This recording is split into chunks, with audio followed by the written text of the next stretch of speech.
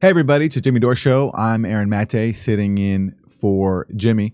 And we're going to turn now to Britain, which recently went under a tumultuous leadership change. Liz Truss lasted only a few weeks as Prime Minister. But we're going to focus on an earlier leadership controversy in Britain where more details are coming out. And that has to do with Jeremy Corbyn, who was the leader of the Labour Party. And really for the first time in a long time in the Western world, an actual socialist, an actual real progressive, standing up for working people at home and abroad. So just to give you an idea of who he is, this is him speaking recently at a rally for Julian Assange. Solidarity and strength, and acts of solidarity make a difference. Those that do nothing in the face of great oppression around the world allow that repression and oppression to continue. Those that stand up and make a stance means that we win that battle, and in winning that battle we're emboldened to win so many more. Earlier Stella spoke about the bravery of Julian Assange.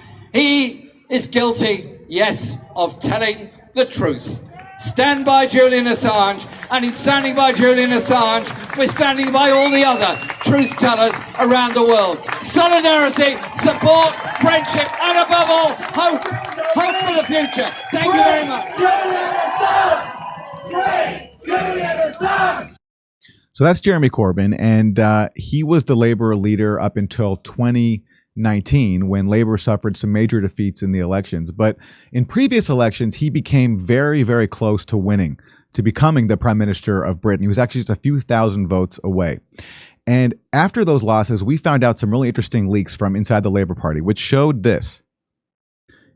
This is a headline from The Independent. Anti-Corbyn Labour officials work to lose general election to oust leader. That's Jeremy Corbyn. Leaked dossier finds. So people from inside Corbyn's own party tried to sabotage him. And one of the ways they tried to sabotage him was by putting forward this claim that inside Labour there was a major crisis of anti-Semitism under Corbyn's watch, and that Corbyn was an anti-Semite himself and was doing nothing to stop this supposed anti-Semitism crisis inside his party. Well, recently a documentary was put out by Al Jazeera that is based on leaks from inside Labour that show that this so-called anti-Semitism crisis that was used to undermine Corbyn was a scam, as was obvious to many of us at the time. Well, this is now some confirmation coming from inside the party. So this is a clip from the Al Jazeera documentary, The Labour Files. When Jeremy Corbyn was elected leader of the Labour Party in 2015, he promised a shift in policy on the Middle East. The continuing occupation, the expansion of illegal settlements, and the imprisonment of Palestinian children are an outrage. We will recognise a Palestinian state as soon as we take office. When Jeremy Corbyn became leader, we were so overjoyed. At last, we have a Western politician who actually sympathizes with the Palestinians. Oh, Jeremy's a racist. But soon allegations emerged that he was a racist. The very existence of my party, the Labour Party, is at stake. Every racist anti-Semite out of the Labour Party. It's time for Jeremy Corbyn to act. The Labour files contain the entire contents of the party's disciplinary folders since 2014. We can see real anti-Semitism, but then there is also a lot of information in these disciplinary files where there is clearly no anti-Semitism whatsoever. The files show that claims of anti-Semitism were repeatedly used to suspend Corbyn supporters. Here is an example that says, "We demand that International Criminal Court and the UN charge Benjamin Netanyahu and Israel for war crimes against humanity." To suggest that this is somehow anti-Semitic is simply trying to avoid Israel being called out for its appalling abuses in the occupied territory. For the first 2.5 years of his leadership, it was the party general secretary who Corbyn inherited, Ian McNicol, who was ultimately in charge of dealing with anti-Semitism cases. In 2018, Corbyn replaced McNichol with an ally, Jenny Formby. Analysis of the data in the files tells a remarkable story. This graph shows the number of suspensions, investigations and expulsions from the Labour Party on grounds of anti-Semitism all through the Corbyn era. And this is the moment when Jenny Formby becomes General Secretary of the Labour Party, enabling Jeremy Corbyn to take control of the bureaucracy of how Labour works. After they took control, the number of investigations, suspensions and expulsions went up exponentially. Under intense pressure, Corbyn then accepted a definition of anti-Semitism that includes criticism of Israel. Pressure from pro-Israel supporters continued until he was defeated in a general election in 2019. Soon after new leader Sir Keir Starmer takes over, his team meet with leading pro-Israel groups in Britain. The files include minutes of the meeting, which included the Board of Deputies of British Jews. The Board of Deputies are keen to counter suppositions from Labour MPs that because they're nominally committed to combating anti-Semitism, that it gives them carte blanche to say what they like about Israel. Steve Reid, a senior opposition minister, replies that the Labour Party will never accept attempts to exceptionalise and delegitimise Israel.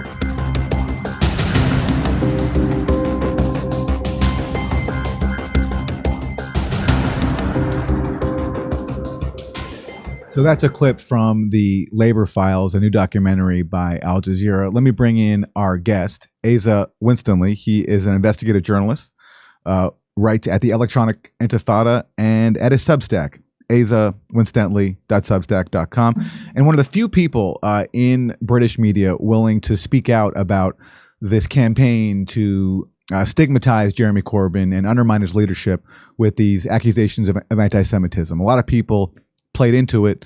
Asa is someone who didn't. And so Asa Winstanley, welcome to the Jimmy Dore Show. Great to be with you, Aaron. So talk to us about what happened here. For people who are not familiar with this controversy surrounding Jeremy Corbyn and what these files have shown, what do you think is most important to know?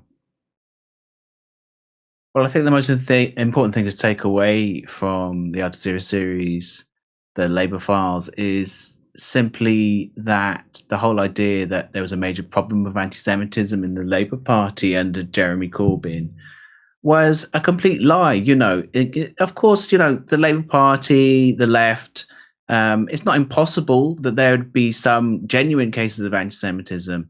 You know, this was a party of hundreds of thousands of people. Yes, of course, statistically, it's going to happen, but it was blown up, it was exaggerated, and more importantly, it was fabricated. There were cases of sheer fabrication, and you know, it's really interesting, you know, to make a kind of political comparison of Jeremy Corbyn's politics for American viewers. I mean, Jeremy Corbyn is quite often compared to Bernie Sanders. I mean, I would say, I mean, there is some basis to that comparison. But Jeremy Corbyn has really internationalist politics where he's far better on international issues than Bernie Sanders ever was. And, you know, he's long been a supporter of the Palestinian people, for example. He's long been a Palestine solidarity activist. And probably a more apt comparison would actually be someone more to the left in the United States, like the late Mike Gravel, for instance. I mean, that's the kind of political earthquake we were talking about. This is what happened between 2015 and 2020 in Britain. You know, this was a massive, massive political upset, even him just becoming the leader of the opposition. And what it meant was that Jeremy Corbyn was a threat to the British establishment in a way that no one else has ever been, really. He was really the most left-wing leader that the Labour Party ever had, the major opposition party, the main opposition party. And as you said, you know, in your introduction, he came very close to actually winning the 2017 election.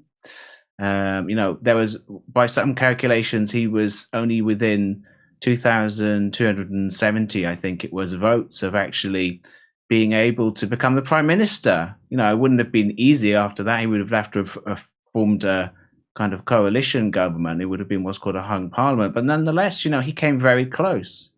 And it was really, in my view, primarily because of this campaign, this smear campaign, that he was an anti-Semite.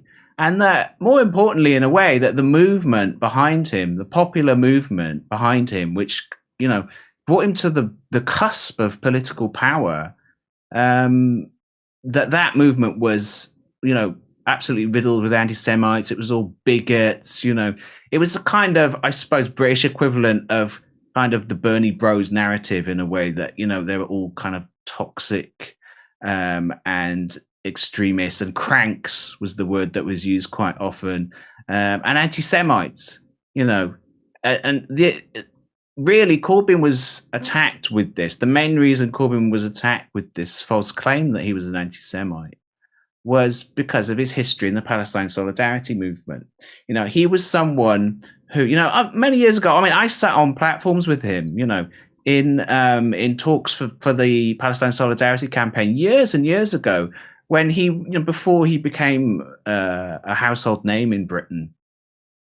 And it was a case of, he would be doing the nuts and bolts things. He would be invited along by the Palestine Solidarity campaign. Number one, because they wanted some kind of institutional legitimacy.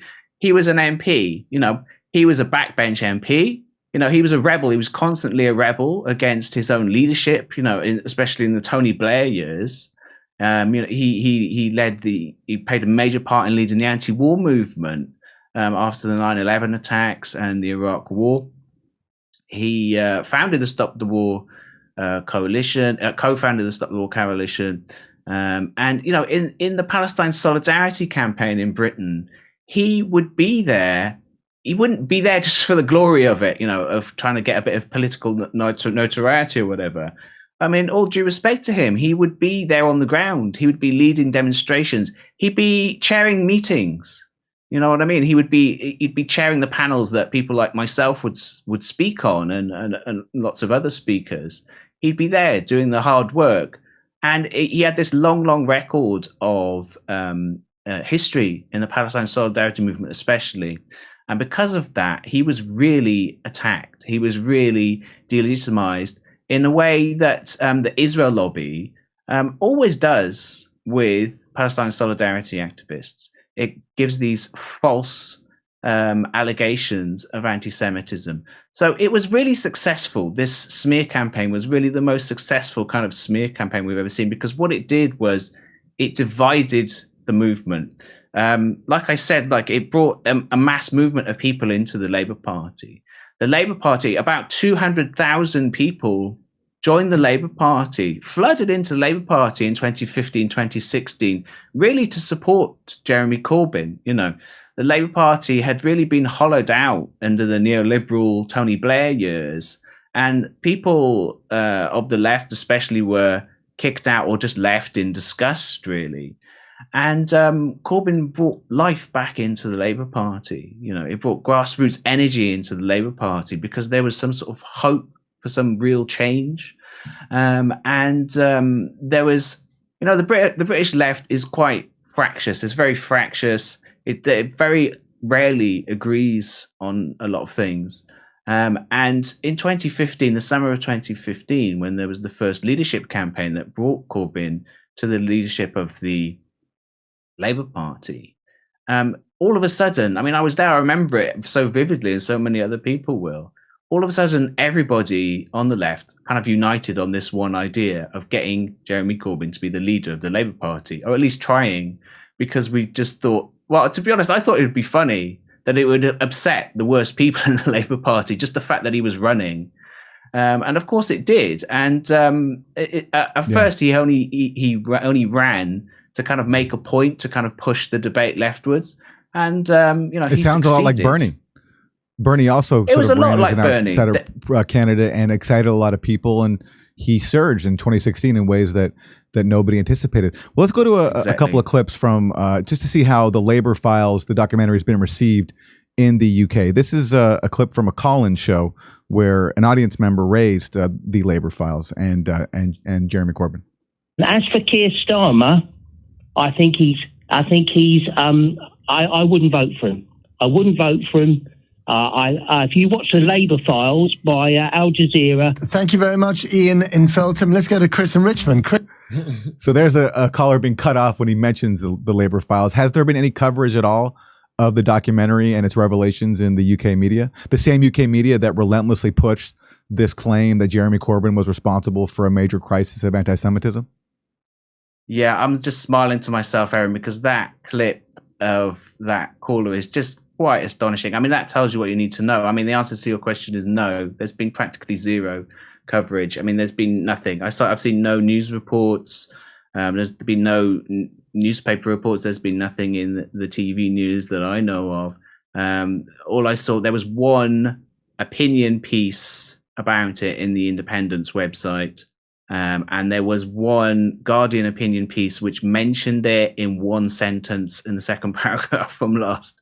Apart from that, it's been a complete omerta. I mean, it's been quite astonishing. I kind of expected it, but the kind of discipline, really, of the corporate media in completely censoring any mention of this major explosive documentary series which Al Jazeera has come out with, it kind of boggles the mind, really, in a way. There's just been no coverage of it. It's quite astonishing. Well, speaking of silence, let's go to how the Labour Party has responded to the Al Jazeera documentary, documenting how Labour sabotaged its leader, Jeremy Corbyn, with a concocted anti-Semitism campaign. So Al Jazeera sent a camera crew into a Labour conference and asked them if any of them have seen the documentary.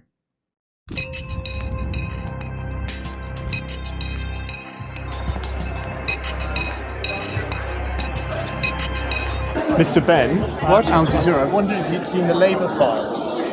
I have not, no. Mr. Lumley, sorry. I'm so sorry, I've got to... Oh, okay.